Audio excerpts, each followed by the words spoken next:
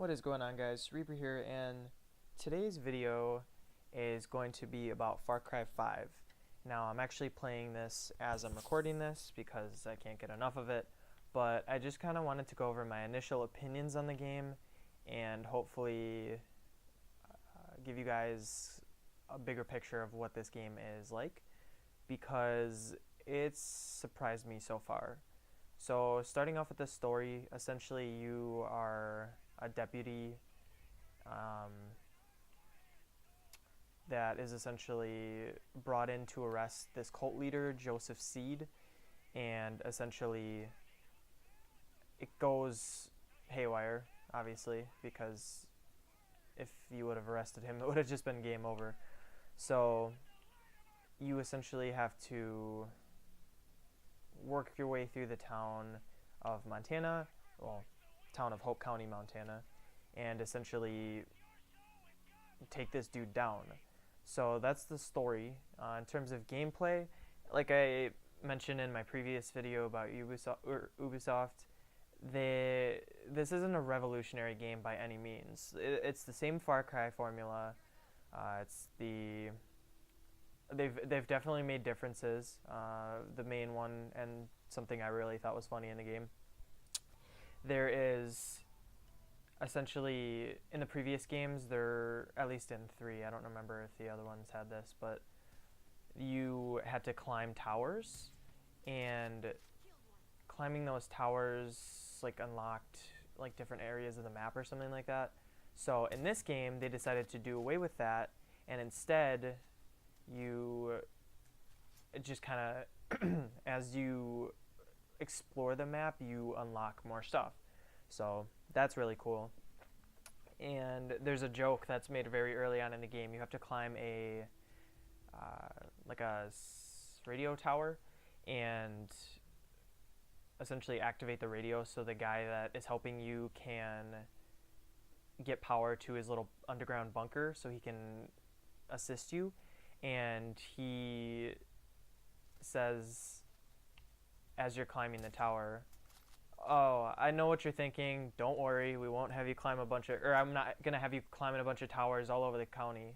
Like, the joke like that, the fact that they're self-aware and like they know that that was a complaint that people had, they did away with it and then decided to joke about it. Like, I love when game companies do that. They admit their faults and kind of make a joke out of it and make light of it. So definitely better on their part for that. Gameplay, like I said, it's refined for sure. There's a lot of cool features. There's a skill tree, which is present in the last 4 Far Cry games, but they do it a little bit differently, where instead of just like earning it through story progression, you do different challenges and stuff like that and are able to unlock some of the different skills and whatnot. Once this cutscene's over, I'll actually showcase that just so you can kind of get a look at it. Okay, here we go. Let me open the menu game. Okay, cool. And I'll go over this real quick. But here is the perk system. So as you see, costs a different amount per perk, and you essentially get them through, like I said, different challenges and whatnot. I gotta remember to do the wingsuit because I thought I actually had that. So there's that. There's also this specialist thing. It's essentially like the yes, sorry, I got sidetracked. You can have a freaking bear in this game. It's super dope. But this is kind of like the thing in Fallout games where you get your companion. So you can kind of call on these people whenever, and right now I'm using Jess because she's the one I just unlocked. And then you can also have guns for hire, which is, right now I have 3 slots. I'm assuming that's all I can have. But essentially you get 3 slots, so you can have one of these people and a specialist at once. And each of the specialists have different like things that they can do. So that's another really cool aspect to the game that it adds a little bit more fun. Also, this is a cool throwback to Far Cry 3. I think, yeah, because he was one small mission in Far Cry 3.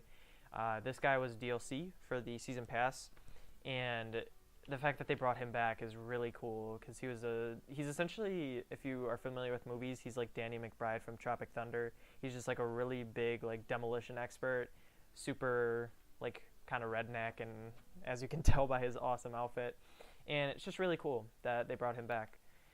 And the weapon you see right now is not a DLC weapon. It is a alien gun. Yes, you heard that right. The thing about this story was they tried to make it a little bit more grounded. The villain is a little bit more, obviously he's still kind of crazy, but he's a little bit more grounded in reality. Yet I have a freaking alien gun that shoots, it's like the Thunder Gun from Black Ops 1 if you've ever played that game, but it like evaporates people, and it's just really cool. Like, I have to get this guy. See, look at that, evaporates, and it's really cool. But that's what I appreciate about these games too, is that there's always the level of seriousness, but at the same time there is that comic aspect. Like, there's the alien mission that I was just talking about. There's always a drug trip scene in Ubisoft's games, which I don't know if that's a statement that they all do drugs when they make these games or what. Just joking. But yeah, there in this one, there's one of Joseph Seed's leaders, essentially controls this drug that makes people trip, and there's like animorphs where these humans morph into animals and vice versa. Like, it's really, really weird, but adds that fun aspect to it. And I need to go to an establishment close by. Don't know why I'm speaking like that. There we go. So yeah, there's gameplay, story. Another thing that I really enjoy about this game is just, I didn't expect what would be presented here. So, like I said, the story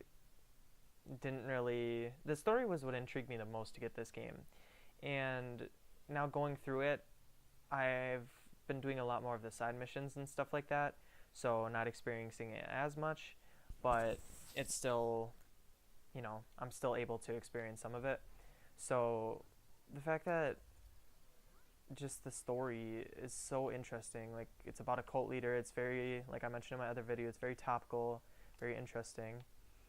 And let me buy something real quick.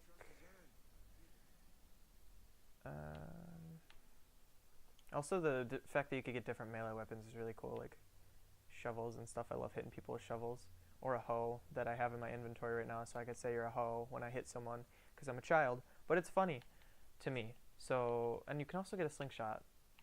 So like I said, this game is very out there at sometimes, but I need to equip, dang it. Shoot. Alright, let's see what else I got. Rifles. See, the thing is, I don't want to get rid of my alien weapon, but I also, A, don't want to make the game too easy, and B, I want something better for long range. Well, shoot, should I use a shotgun or? I don't even have any cool shotguns unlocked. I'll go with an assault rifle because I have a sniper, and yeah, so I have the sniper. Wait, what did that say? Once a trophy to some rich kid, only the thing they used it for was selfies. Ah, jeez. I love the, like, sense of humor that this game has as well. Like, obviously it's about, like, rednecks, like redneck cults, so obviously they're going to be making fun and not pulling any punches, which I appreciate, but I don't know what I should use. Like, I want to use a crossbow, but I should buy a fishing rod. Let's do that, because you can fish in this game and I want to try that out. But yeah, here it is. WTF, like, even they acknowledge it. But yeah, I want to get a crossbow, But it'll replace my pistol. Like, I don't need... Because, like, that's not... I need an automatic weapon, so I guess I'll have to suck it up and do this. And... do I put a suppressor on or not?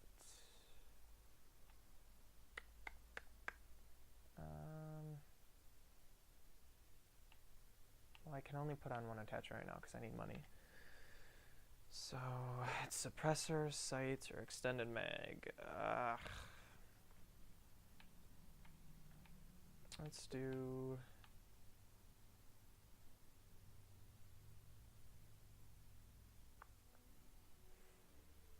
You know what? Screw it. Because if I'm pulling this out, then I'm going to need to be in combat. So I'll do extended mag for now. And then I'll go back to the suppressor. I might put on a reflex sight.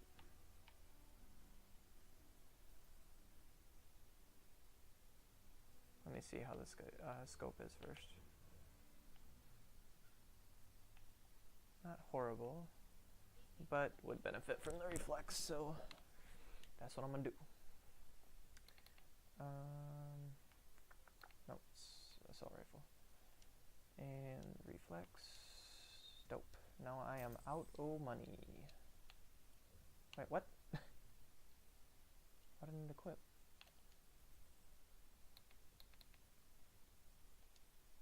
I unequipped it because I'm an idiot. Is that why? Yep, there we go. Much better. Dude, this is bringing me back to Far Cry 3 because I never really used reflex sights, but this is one of the first ones. So what is this? Map. Key to the mill. I like how this just turned into like a random live commentary, even though I was just giving my thoughts on the game. But I wanted to keep playing while I talked about it, so whatever. Because I was hesitant to do a live comment first because I didn't know how it would turn out, but like if I would get distracted, and clearly I have at certain points because like I said, I just go on a fun random tangents right now. But yeah, I just kind of wanted to say that I do really like this game, and the next handful of videos are going to be Far Cry 5 videos. Probably. I said I was going to do a walkthrough originally, but this game, and another thing I like about this game, it has so much content that it's going to take me forever because I tend to do a lot of the side missions first. So really I'm going to have no chance of doing a full walkthrough of this if I really wanted to. So I got the gold edition, which came with the deluxe content, which was essentially cosmetic stuff, and the season pass. Now I obviously don't really care about the deluxe edition stuff. It adds, adds to the value, but I definitely was looking for the season pass stuff because it essentially gives you 3 different campaigns. In addition to this one, you get a Vietnam War campaign, you get a Mission on Mars campaign, so literally in space, similar to Wolfenstein, which is really cool. And then you get a Zombies campaign, and in addition to that, you also get a free copy of Far Cry 3 Definitive Edition, which is coming out in the summer. So I'm really hyped to go back to that game because that's one of my favorite 360 games. Also, that was a really easy mission. But yeah, it's really cool that the value is there, it feels like, at least for once. I've gotten a few of the gold editions for Ubisoft games in the past, like Watch Dogs 2 and what was the other one that I got? Watch Dogs? Well, Mafia 3, but that was not Ubisoft. But yeah, I think that the value is here for the content that they're going to give me. So I love to support them, and I also traded in games at GameStop, so I really didn't have to pay that much out of pocket for it. So yeah, hopefully this video is interesting to you guys, and thank you so much for watching. Have a good day. Peace out.